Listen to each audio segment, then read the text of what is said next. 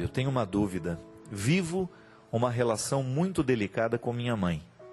Eu não sinto um amor vindo dela e isso me machuca muito. Como posso fazer para tentar melhorar isso? Bem, primeiramente, Marla, essas dificuldades entre mãe e filha, elas têm uma raiz. É importante a gente saber onde é que começou essa dificuldade. Existe algum fato da sua vida, existe algum momento da sua história em que você percebe que ele foi um divisor de águas para mudar o jeito como a sua mãe lhe tratava? Ter essa consciência, buscar dentro de você, primeiramente, se existe essa recordação, essa memória. Verdade, eu nunca pensei, onde é que começou a ser difícil a minha relação com a minha mãe? Porque, olha, num primeiro momento da vida, aliás, os psicólogos dizem isso, né? Que é o vínculo mais profundo que nós podemos ter na vida, é mãe e filho.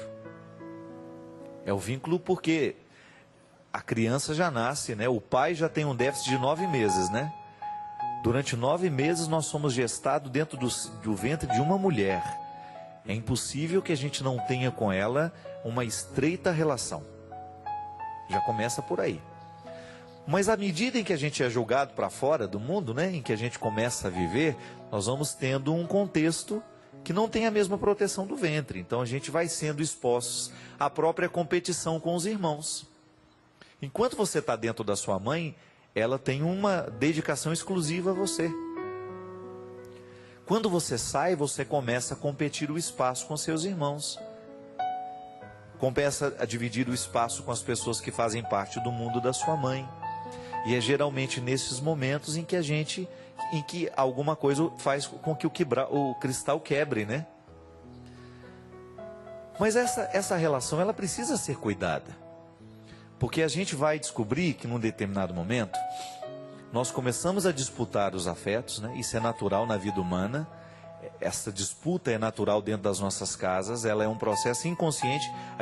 Ainda que a gente não saiba disso, nós estamos disputando as atenções o tempo todo, não é?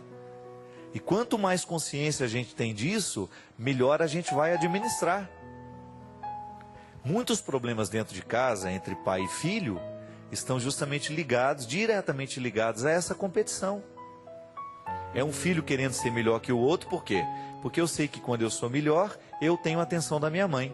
Ou então é aquele querendo ser o pior. Porque já que ele não pode ser o melhor, ele vai ser o pior de todos, porque ele sabe que pelo menos raiva ele vai provocar. Ele vai tirar a atenção. Ou melhor, ele vai chamar essa atenção. Então o ambiente familiar é um ambiente de disputas, não tem outro jeito. E é por isso que a gente precisa administrar bem essas disputas de maneira muito consciente. Na hora que você percebe que você está sendo desonesto com sua mãe, exigindo dela o que ela não pode lhe dar, sendo egoísta, esquecendo que ela precisa cuidar do outro também. Então muitas vezes esses traumas, muita gente que fica assim, minha mãe não gosta de mim, ela gosta muito mais do meu irmão do que de mim, precisa tomar muito cuidado com isso, porque às vezes nós estamos sendo injustos. Ou então você que é mãe, precisa tomar cuidado, porque às vezes você está realmente preferindo um filho. E é natural isso, gente. Às vezes aquele filho corresponde um pouco mais às suas expectativas, às vezes ele é um pouco mais parecido com você. E é natural, é mais fácil a gente gostar de quem é parecido com a gente, né? Com quem tem as mesmas predileções.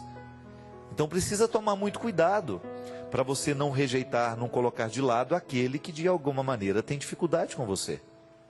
O vínculo familiar, ele precisa ser bem administrado por causa disso. Disputas, contendas, né? A gente acha até estranho, mas será que isso tem dentro da nossa casa? Tem. Onde existe ser humano, lá existe esse processo natural dessa disputa. Eu quero ter a atenção do outro. Eu quero ter a atenção do meu pai, eu quero ter a atenção da minha mãe, eu quero ter a atenção dos meus irmãos. E nós agimos muitas vezes em torno dessa busca afetiva. Interessante, gente, mas o afeto é a maior necessidade que nós temos na vida. A castidade, por exemplo. A castidade só é possível, a renúncia à vida sexual só é possível quando a vida afetiva está bem vivida. E o que é a vida afetiva? você amar e ser amado o tempo todo.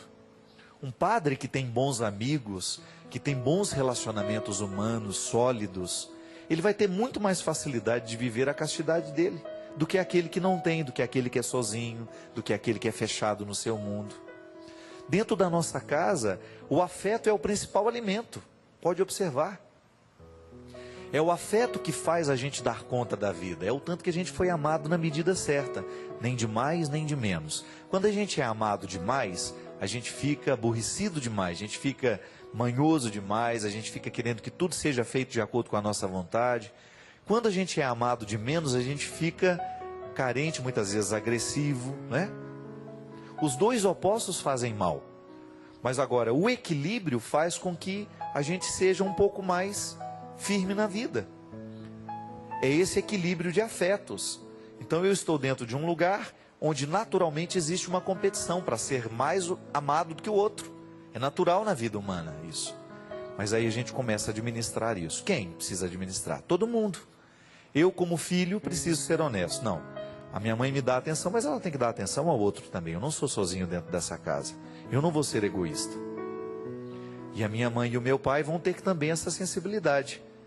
É mais fácil amar aquele filho, então vamos tomar cuidado para a gente não amá-lo demais e esquecer dos outros. É assim que funciona a vida. O afeto, ele precisa ser racionalizado de vez em quando. Porque se ele for só ele, a gente corre risco de ser injusto com o outro. O afeto por ele mesmo, se não tem um pouquinho de razão ajudando a clareá-lo, ele pode ser altamente destruidor. É aquela velha história, a gente ama demais e ao amar demais a gente sufoca, a gente não permite o outro de crescer. E isso é perigoso. Então esse equilíbrio a gente precisa fazer. Agora uma coisa é certa, minha gente. A experiência tem nos mostrado que os nossos lares, as nossas casas, precisam ser mais afetuosos. Os nossos espaços humanos estão carentes de amor. Falta amor no nosso lugar de trabalho, não falta? Falta amor no lugar onde a gente trabalha, por quê? Porque muitas vezes a disputa, essa mesma que nós estamos falando dentro de casa, acontece lá no mundo de fora do nosso trabalho. Quando alguém quer ser melhor, quer puxar o tapete, quer fazer o mal. Volto a dizer, nós precisamos como cristãos levar o amor de Jesus a todos os lugares, para imunizar este mundo dessas maldades todas, imunizar o nosso coração e imunizar aqueles que estão do nosso lado, fazer a diferença na vida dessas pessoas, propondo um mundo melhor a partir da gente mesmo, não é? Queira ter um pouco mais de amor no seu coração, ame um pouco mais, desista menos dos outros, ofereça mais a sua parte boa, controle um pouquinho mais aquilo que você tem de ruim dentro de você, controle essa ruindade, né? Através das suas palavras, controle o que é ruim no mundo a partir da sua palavra. Quantas vezes nós firmamos o que é ruim do mundo a partir do que a gente fala? Se já tem tanta maldade no mundo e a maldade ainda encontra espaço na nossa boca, a gente perde a autoridade para lutar contra o que é maldade. Não permita que a maldade esteja nos seus olhos. Quantas vezes nessa vida, minha gente, nós julgamos os outros, por quê? Porque a maldade está nos nossos olhos. Não é o outro que é ruim, a gente é que está olhando de um jeito ruim para ele. Controle, não permita. Coloque um pouco mais de amor nas suas palavras, coloque um pouco mais de amor nos seus olhos, coloque um pouco mais de amor nos seus ouvidos. Não escute qualquer coisa, não dê atenção a qualquer coisa. O ano está começando, a década está começando, faça um compromisso com você mesmo.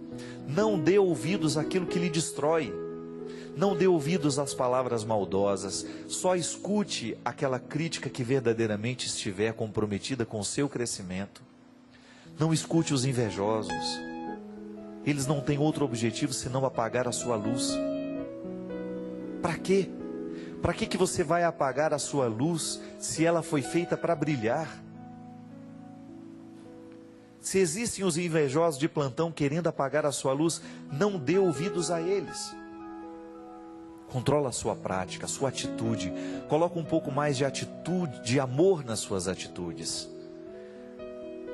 Faça os encontros acontecerem ao invés de causar divisão. Seja mais amoroso com seus amigos, seja mais amoroso no seu local de trabalho, seja mais terno, mais educado. Você vai fazer a diferença. O ano está só começando e nós temos uma oportunidade feliz de trazer Jesus para o mundo através de nós, através do nosso exemplo, através da nossa atitude. Seja um parceiro do bem. Seja um parceiro da bondade. Que neste ano de 2010, Deus tenha a oportunidade em mim, em você. E que juntos a gente possa viver essa proeza bonita de transformar o mundo.